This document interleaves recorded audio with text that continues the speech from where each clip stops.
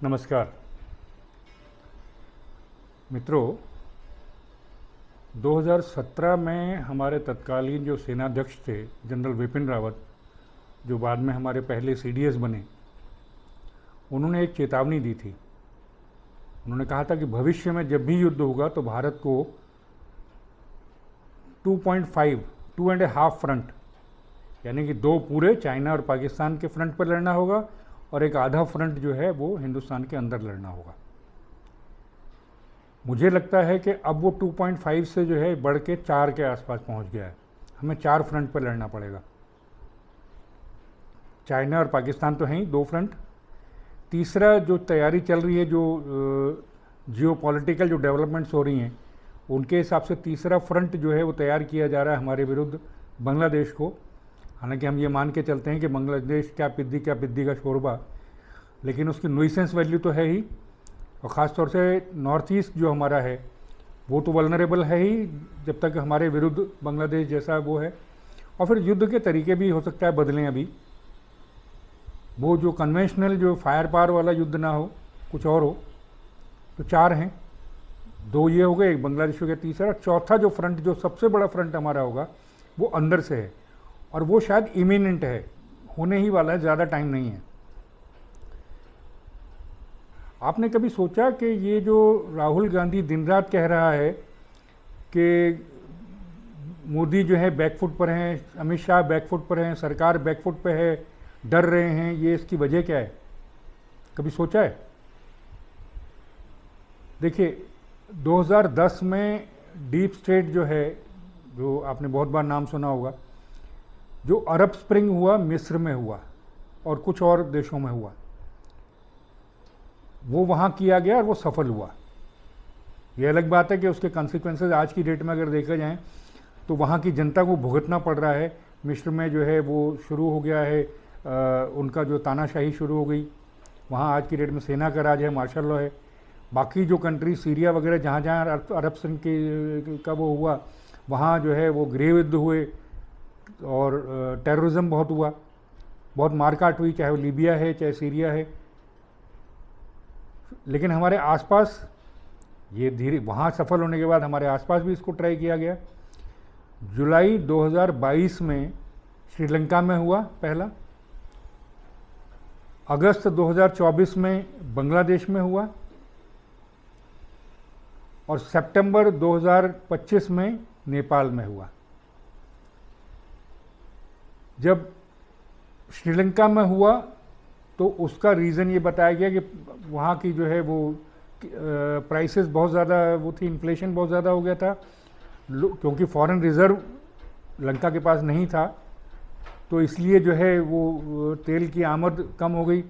तेल की आमद कम हुई तो फ्यूल प्राइसेस बहुत ज़्यादा बढ़ गए। तो ये एक रीज़न था जिसकी वजह से वहाँ ये सारा अनरेस्ट हुआ। क्यों हुआ? क्योंकि पोस्ट कोविड पीरियड में जो है टूरिज़्म, जो उसका मेन स्टे है उसकी इकोनॉमी का, टूरिज़्म ने सफ़र किया। बाकी जो वेस्टर्न कंट्रीज़ हैं उन्होंने जो है वो उसको सही टाइम पे ना तो लोन लेने दिया और ना ही उसको किसी तरह की मदद दी, तो इसलिए वहाँ हुआ। बांग्लादेश में एक छोटा सा रीज़न दिया गया कि जो 1971 की जो जब ये आज़ाद हुआ था, उस समय जिन लोगों ने पाकिस्तान से लड़ाई की उनके बच्चों को जो है सरकारी नौकरी में रिजर्वेशन दिया जाए। उसके ऊपर हालांकि न तो इतना ज़्यादा वो हुआ, फ़र्क पड़ा, कुछ वो हुआ, लेकिन एक बहाना मिल गया, उस बहाने पे वो शुरू हुआ और जो है गवर्नमेंट टॉपल कर दी गई। शेख हसीना को अपनी जान जो है वो बचाने के लिए भागना पड़ा। नेपाल में तो और भी हास्यास्पद हुआ। ठीक है, जो ऑयली वगैरह के खिलाफ जो करप्शन के चार्जेस वगैरह थे वो थे, लेकिन जो ट्रिगर जो बना वो क्या बना? सोशल मीडिया पे सरकार द्वारा बैन, बस शुरू हो गया। काफ़ी उथल पुथल हुई, सब कुछ हुआ। अब याद कीजिए 20 जुलाई 2026 को जो कुछ पार्लियामेंट स्ट्रीट पर हुआ, कॉकरोचों का धरना चल रहा था। उस दिन जो है वो पार्लियामेंट का सेशन शुरू होना था। डिसाइड किया गया, किसने डिसाइड किया? पहले से डिसाइडेड था कि जैसे ही पार्लियामेंट वो होगी तो शुरू किया जाएगा। ये वहाँ चले जो अभी परसों जो दिल्ली पुलिस ने जो सुप्रीम कोर्ट में एफिडेविट फाइल किया है, उसके हिसाब से करीब 30,000 जो है वो लोग वहाँ इकट्ठे हुए थे। उनको संभालने के लिए 5,000 पुलिस वाले थे। 30,000 जो इस तरह के जो विस्फोटक जो अराजक जो तत्व इकट्ठे हो जाएं, तो उसके लिए 5,000 पुलिस कम पड़ती है। वही हुआ। और अल्टीमेटली क्या हुआ? अल्टीमेटली जो यहाँ पिच्ड बैटल हुई आपका पार्लियामेंट स्ट्रीट पे, आकाशवाणी भवन के आगे या कनॉट प्लेस में, उससे ज़्यादा ख़तरनाक ये हुआ कि ये लोग जो रेल भवन वाला जो चौराहा है वहाँ से पार्लियामेंट के गेट के सामने आ गए। अगर ज़रा सी भी ढील दे दी जाती तो ये लोग वही हाल करते जो नेपाल में, श्रीलंका में और उसमें हुआ। नेपाल में, श्रीलंका और बांग्लादेश में हुआ। श्रीलंका में जो राष्ट्रपति भवन था उस पर जो कुछ हुआ वो आपने देखा है, उसकी कितनी सारी उसकी वीडियो क्लिप्स हैं। शेख हसीना वाजेद के जो घर पे जो तांडव मचा है वो भी आपने देखा बांग्लादेश का। और ऐसे ही नेपाल का जो संसद वगैरह पे हमले हुए वो भी आपने देखा है। सेम यही सिचुएशन क्रिएट की गई थी 20 जुलाई को। ये कॉकरोच जो थे उस दिन, ये अकेले नहीं थे, इनके साथ जो है और बहुत सारे तत्व थे। वही जो 4 फ्रंट वाला हिसाब किताब है, उसमें से एक फ्रंट ये था। एक ये हो गया। इस वजह से गवर्नमेंट बैकफुट पे आई है, क्योंकि पता लग गया कि ये जो है तैयारी पूरी है, विदेश से फंडिंग है, बैकिंग है। ये जो बार बार राहुल गांधी जाता है, विदेश जाता है और बकवास करता है वहाँ जा करके, वहाँ से अभी भी जो जब ये धरना चल रहा था कॉकरोचों का, तब भी 20 दिन राहुल गांधी गायब था। तो अंदाज़ा ये लगाया जा रहा है कि ये उस वक्त भी उनके संपर्क में था, जो इसके विदेशी आका है, और वहाँ से पैसे वैसे का जो भी कुछ वो करना था वो करके आया है। पूरी प्लानिंग हुई है तब जाके हुआ है। अब एक और आपने देखा होगा,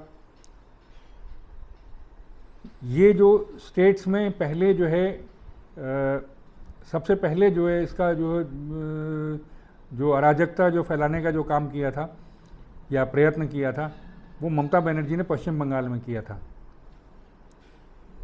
हमारा सौभाग्य है कि वो हार गई, अदरवाइज़ अभी जो वहाँ हालात होते वो किसी के भी काबू से बाहर होते। तो भारत के टुकड़े करने का जो सिलसिला है वो वहाँ से शुरू होता, लेकिन वो नहीं हो पाया। लेकिन इसका मतलब ये नहीं है कि वहाँ अभी ऐसी कोई तैयारी नहीं है। बांग्लादेश बगल में है, उसके पोरस बॉर्डर्स हैं इंडिया के साथ, नॉर्थ ईस्ट की तरफ चाहे बंगाल की तरफ, बहुत आसानी से कुछ भी करने में वो हैं। करेंगे क्या? उनके पास कोई ऐसी फ़ौज तो है नहीं जो इंडियन फ़ौज को चैलेंज कर सके। लेकिन जैसे 71 में 1 करोड़ शरणार्थी भेज दिए थे, अगर इस तरह से फिर कुछ भेजा गया तो हम क्या करेंगे? हमारी हालत ख़राब होगी इनको संभालते हुए। या तो नॉर्थ ईस्ट कट के अलग हो जाएगा, या बंगाल में अराजकता इतनी ज़्यादा हो जाएगी कि हमसे संभलेगी नहीं। तमिलनाडु में पेरियार के जो वो हैं द्रमुक, ये जो अन्ना द्रमुड़ है, DMK AIDMK हैं, और अब जो है ये जोसेफ विजय वाली पार्टी है, ये क्या हैं? ये सारी सेसेशनिस्ट पार्टी हैं। ये भारत से अलग होने के लिए ही इनका मेन जो ऑब्जेक्टिव है वो भारत से अलग होना है। तो ये भी किसी भी दिन वहाँ भी शुरू हो सकता है। इस तरह का किसी बहाने से शुरू होगा। देखिए, जब भी कोई इस तरह का एजिटेशन शुरू होता है वो किसी जायज़ जो डिमांड होती है उससे शुरू होता है। जैसे कॉकरोचों ने दिल्ली में किया तो नीट के एग्ज़ाम लीक का वो मुद्दा जायज़ था, लोगों को लगा कि यार ये मुद्दा तो सही है, लेकिन उसकी आड़ में जो कुछ भी वो कर रहे हैं या किया उन्होंने, वो आप देखिए। तो ऐसे ही कोई मुद्दा बनेगा और उसमें होगा। आपका कश्मीर में उमर अब्दुल्ला जिस तरह से बेचैनी दिखा रहा है, उससे भी क्लियर है कि वो भी किसी भी दिन इस तरह की कुछ कर सकता है। बाकी जगह जो देश के हैं उसमें आपका जो एक समुदाय विशेष जो है, शांतिप्रिय समुदाय जो है, वो तैयार बैठा हुआ है, कई सालों से तैयारी चल रही है उनकी।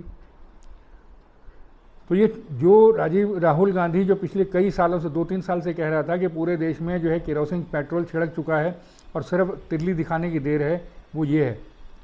आने वाले कुछ दिनों में बहुत छोटे छोटे मुद्दों पर जो जायज़ दिखेंगे मुद्दे, उनमें स्थानीय लेवल पे जो है वो आक्रोश भड़केगा, अराजकता होगी, हिंसा होगी। उसको अराजकता को रोकने के लिए पुलिस अगर कुछ करती है, सरकार कुछ करती है, तो हिंसा भड़केगी और हमारे जो इंस्टीट्यूशंस हैं उनका पता ही है आपको किस तरह से कंप्रोमाइज़ हैं। हमारा जो ह्यूमन राइट वाले हैं वो अलग चिल्लाएंगे, हमारी मीडिया जो है वो अलग चिल्लाएगी, और सुप्रीम कोर्ट का भी कोई भरोसा नहीं है, जुडिशरी का भी मुझे कोई भरोसा नहीं है कि वो उनका साथ देगी या भारत का वो करेगी। तो अगले कुछ दिनों में ये होने वाला है। राहुल गांधी जो आज गया है पार्लियामेंट स्ट्रीट पे जो है धरना दे रहा है थाने के आगे, उसके पीछे भी यही है कि मुद्दा शांत नहीं होने देना, कुछ ना कुछ करते रहना है ताकि किसी भी दिन जो है इसको भड़का करके वो करना है। तो 20 जुलाई को सिद्ध हो ही चुका है कि 15-20 हज़ार अगर लोग लेकर के आप आ जाओ तो आराम से हमारे पार्लियामेंट तहस नहस की जा सकती है। एक बार पार्लियामेंट तहस नहस हो गई तो वो सरकारी कार्यालय उसके अगल बगल में, नॉर्थ ब्लॉक साउथ ब्लॉक वगैरह सब वहीं हैं, हमारा राष्ट्रपति भवन वहीं पे है, बगल में है। तो कोई बड़ी बात नहीं है इस तरह का कोई प्लानिंग हो, और इस तरह की प्लानिंग पे कोई इम्प्लीमेंटेशन करने का कोई तरीका ये ढूंढ रहे हों या ढूंढ चुके हों। इसलिए गवर्नमेंट दिख रही है बैकफुट पे, क्योंकि गवर्नमेंट को भी समझ में आ गया कितना आसान है यार ये सब कुछ करना। तो मेरा मानना है कि राहुल गांधी और ये लोग पूरी तरह तैयारी कर चुके हैं। अब किसी भी दिन जो है इस तरह का अराजकता और हिंसा जो है वो शुरू होने वाली है। देखते हैं आगे क्या होता है। तो आज के अंक में इतना ही। नमस्कार।